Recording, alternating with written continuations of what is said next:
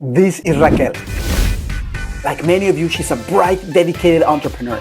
Here, she's celebrating the first year she doubled her revenue with a 30-day vacation. The following year, doing a 42-day vacation, Raquel sent me this video when she broke the $800,000 mark. This year, doing her latest 47-day vacation, she's closing the books with $1.3 million in sales. But wait, rewind. This was Raquel a few years ago. She'd been losing money for 4 years. After pouring her heart into her business, she was so stuck, overwhelmed, and frustrated that she often cried herself to sleep and was close to throwing in the towel. So how does someone go from working 60-hour weeks, 3 employees, and $143,000 in yearly sales to working 15-hour weeks with 23 employees and $1.3 million in revenue? Stick around to find out.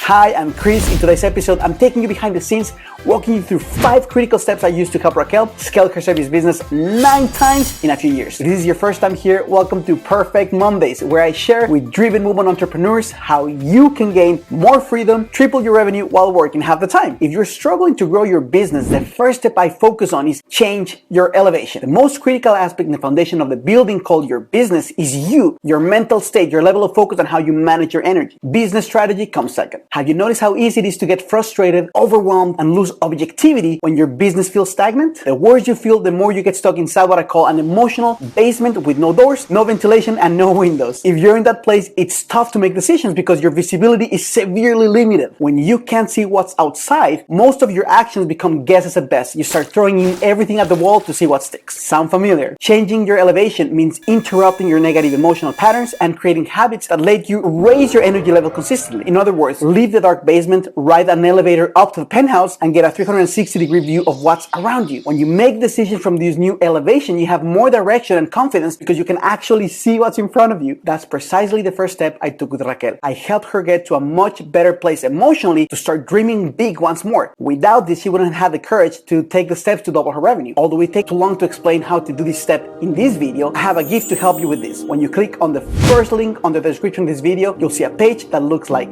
this. When you enter your name and your email, you instantly access my masterclass where I'll share specific steps to change your elevation and master your time cutting your work in half. Now, even with the best attitude, Raquel still had considerable obstacles to growing her business. Step 2 is conducting informal research. I do this by focusing on the 4 P's: purpose, problem, people, and pain points. Like a tedious marriage, it's not uncommon to lose a strong emotional connection to your business. Purpose means getting reconnected to why you're doing your business in the first place. Your purpose has to be strong enough to help you break through the resistance you encounter daily. For Raquel, it meant reconnecting with the freedom she desired for her life, the passion for serving her clients, and the excitement of being an example for other women entrepreneurs. Connecting to your purpose allows you to enjoy the process instead of suffering. For the second P, problems, we focus on the problems Raquel's business solved with good margins, creating the most significant results with minimum effort. This helps us eliminate services that weren't home runs for her business. When you eliminate services where you don't excel, you can focus on the ones where you truly add value. Think of it this way. Have you ever eaten at the Cheesecake Factory? One of the biggest challenges for their kitchen is that they have an encyclopedia for a menu with over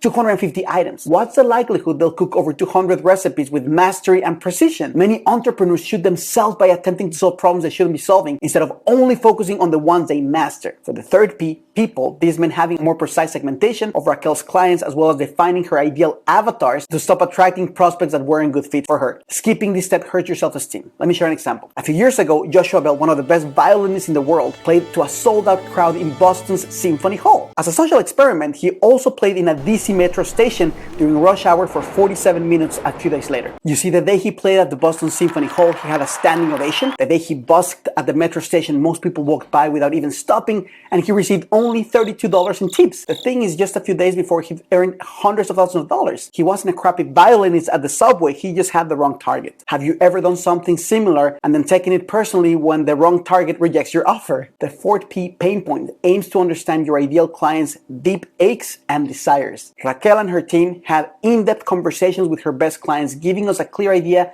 of what solutions to expand and how to communicate them so the ideas resonate. This step alone contributed to doubling her revenue from $143,000 to $300,000. But even after having the 4 P's, we still needed a way to test the new ideas gathered from the research. So step 3 is fun experimentation. If you want a question that can skyrocket your business, it's this: what's the most effective, fast, inexpensive, and fun way to get to a result? By the way, when I talk about testing, I mean taking massive imperfect action. This doesn't mean getting to 100% of your desired outcome, it means getting close to it. 70% is your new 100%. We set up different tests where we could measure hypotheses for Raquel's team, clients, and prospects. For Raquel's business, her right-hand person was a red flag in her team. It became apparent that the team member lacked the skills and passion needed to take her business to the new destination. And it's sometimes decisions like these that entrepreneurs hold off on making that have catastrophic consequences. To give you an idea, replacing this person with someone much better suited was critical to grow from 3 to 12 employees within 6 months. Think of your business. Do you have team members who are the wrong fits for your team? For Raquel's clients, we set up experiments to reward her most important clients and deliver more value. We experimented with different incentives for clients to recommend her business and create a much more effective referral program. For prospects, we tested different ways to attract ideal clients, testing promotions, playing with different ways to communicate value, and several ways to upsell. And just when we gathered all these insights, the next stage is step 4, implementation. The magic of implementing ideas tested with massive imperfect action is that they are more precisely fulfilling your client's needs, so they have a much bigger chance of succeeding faster. It's the difference between planting seeds or planting half-grown trees. One of the most powerful steps you can take for your business is to become an unemotional scientist. This means executing on the winning concepts from your research to notice what works and what needs improvement, to fine-tune your service and offering without taking things personally. Like a good relationship, the goal isn't to force anything on your customers, but rather to make any necessary changes to optimize what you're offering and genuinely having an outstanding service and rock-solid way of communicating this to your prospect. For example, we have done our research when Raquel had to shut down her business during COVID, so we implemented offers that allowed her to break an all-time sales record even when her location was officially closed. And once you implement, the most crucial step to grow your business significantly is scaling. This step is fun. It means taking the best concepts from the previous stage, maximizing the reach and impact. To do this, you need to have the proper infrastructure in place. Raquel already had the winning recipe to attract her ideal clients. However, to surpass $1 million, she had to buy more equipment and expand to a location 3 times the size.